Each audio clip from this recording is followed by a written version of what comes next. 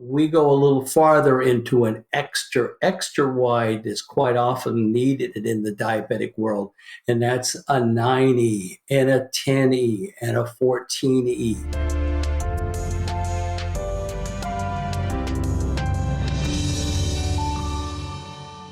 Welcome to the Feel the Difference podcast, where we're going to be talking about foot health and the importance of wearing the right shoes. I'm your host, Ryan Perry, and we have the owner and founder, CEO of DT Footwear, Ron Heinlein. Hello, Ron. Hello. Today, we're going to be talking about diabetics and wide footwear, and specifically extra wide footwear.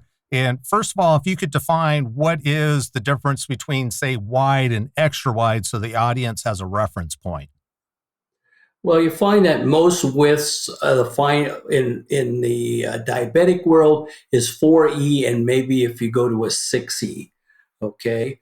Well, we go a little farther into an extra wide is quite often needed in the diabetic world, and that's a 9E and a 10E and a 14E.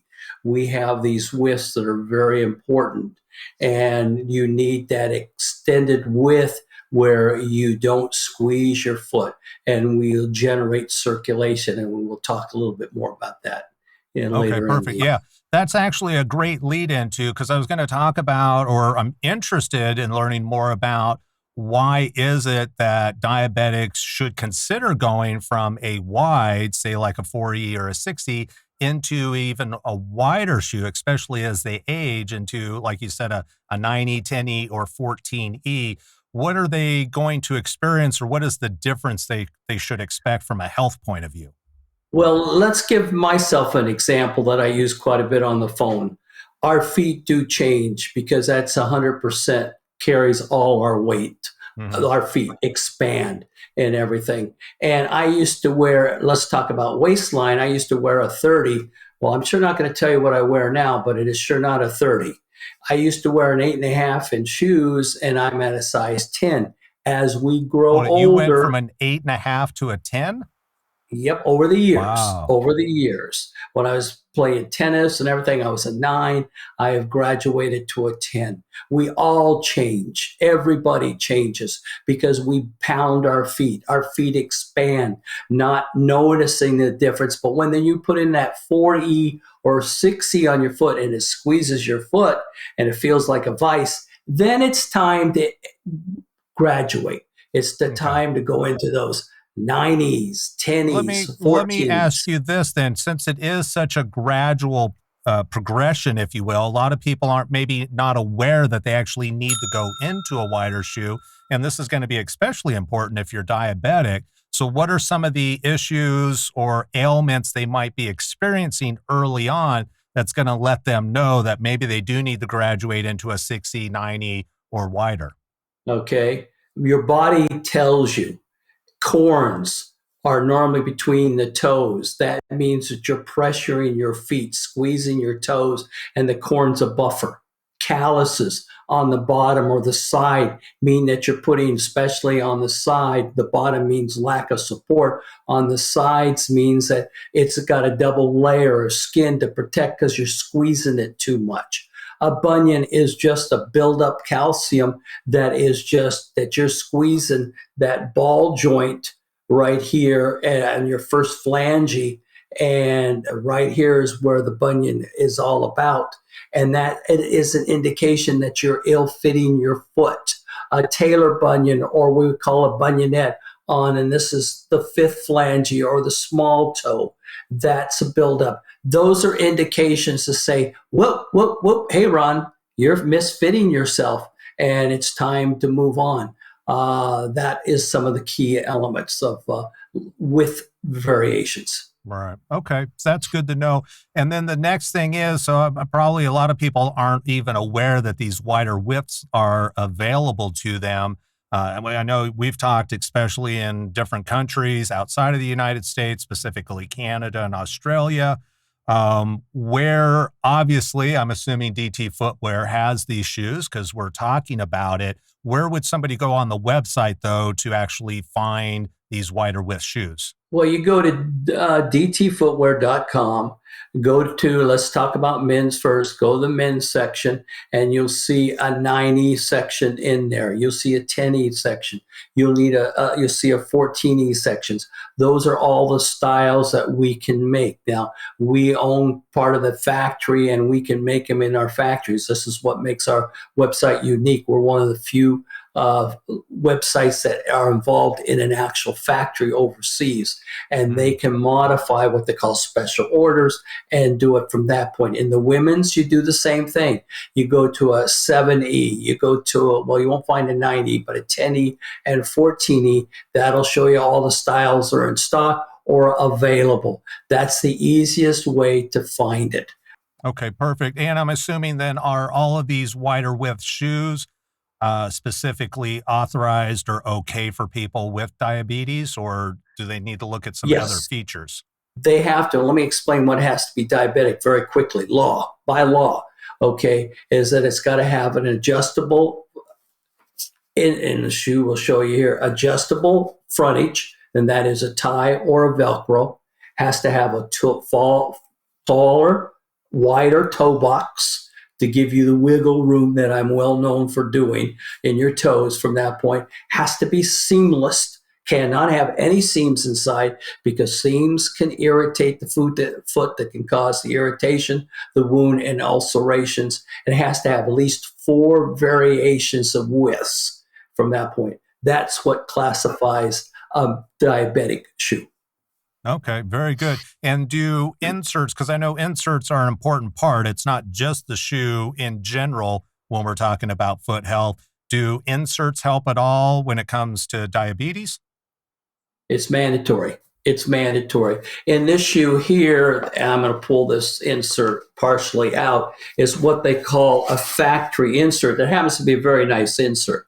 But what we provide and have to provide, if it's the diabetic world, is 1 to 3 sets of plastisode inserts. And we happen to give these away free. This is no charge. This is an $80 per insert. So you got $80 to $240. But what that insert does, and it's a plastisode lining here on a top lining, is that it raises the temperature up 2%. And it does help edema. It helps neuropathy. It helps diabetes. It helps gout to some point, but it generates circulation, and most of our nerve endings are on the bottom of our feet. And in turn, we raised it, and it does. I started this 30 some years ago, and I don't own the medical company anymore. I own the website because I love helping people all over the world. I thought, no, this is crazy. It does work. It raises the temperature up 2%, and this generates circulation. And this, as we get older, our arteries start to harden, our arteries start to shrink, our whole concept of life slows down in circulation. This really makes it. And I have a story real quick. My dad is a diabetic. I just found out I'm a diabetic, and he passed away about 9-10 years ago with kidney failures because of his diabetes. He wore our shoes and loved them with the inserts. We treated him as a diabetic because he was a diabetic. For 8 years when he was wearing them, never had an ulcer, wound problems at all. He got worse. He went into our slippers. My fault. I should have put the plastisode inserts, because certain slippers we can, some we can't, because they don't have a removable footbed. When he was on his bed leaving us, we found 2 major ulcerations on the bottom of his feet. And my mom started treating. I said, Mom, he's not going to be with us much longer. But that showed us, once we stopped doing it, the diabetes, the neuropathy came down there and had a picnic. It does work. And we provide these inserts to anybody, the least that has a removable footbed, that 1 to 3 pair. Right. And that, just to clarify, that's not on all shoes, but it's going to be your wider width shoes, like your 9E, 10E, 14E for sure. And then just about any other. All widths. It's for all widths, from a AA to quad, all the way to a Benny and a men's, all the way to a 14E width, except how you can't, like a pair of sandals don't have a removable footbed. Right. Slippers don't have a removable footbed. Most women's dress shoes and dress boots, let me clarify that, don't have a removed footbed. And on our site, we'll tell you if it's one, it will tell you three, or if it's none, because of the condition of the shoe. It's not the widths, it's the way the shoe is made. Like K-Swift, New Balance, those can't because they don't always have a removable footbed. Right. All right. That is good to know. And there's actually on the website, I forget exactly what it's called. I believe it's like foot condition or something. You can scroll down and there's a separate section that is just for diabetic for men and women. So if you're not sure, you can always check there, or just give Ron a call. So for those that don't know, Ron doesn't only own the company, but he loves talking to people about foot problems. He's been doing it for 40 plus years. So if you have a foot problem, just call the number on the website, ask for Ron. If he's available, he's more than happy to talk to you and spend that time to help you find the right shoe for your specific need, because he has a ton of knowledge that you're not necessarily going to find with, your generic shoe store that's hiring somebody to answer the phone. They just don't have the medical experience that Ron has. Just give you a real quick example. The other day, I got a phone call from a lady looking for a pair of shoes for her man or her husband. And after we got done talking, we talked for 45 minutes. She says, "My gosh, I have never got this kind of information from my podiatrist or my primary doctor or anything else like that." Well, how I answered is that we learned all this through the medical. We worked in all kinds of AFOs. We did everything to the point of fitting shoes for those conditions. And like I said, I'm just passing on information. Most of podiatrists, and there's some great ones out there, but they don't want to work with shoes. They just don't hate shoes, or it's below their pay grade, and I can understand that. Primaries they don't even know that we have feet theoretically. And most people just don't want to give information. But she was so thankful and said, "I'm going to tell a lot of my friends, wow, the information you gave me was just unbelievable." We'll help as much as we can. So if you have questions, comments, thoughts, always leave them below. Also, feel free to reach out to DT Footwear. You can go to their contact page. You can always contact Ron via text, email, or phone call. Ron, thank you very much for your time today. You're welcome. Thank you for having me. Definitely.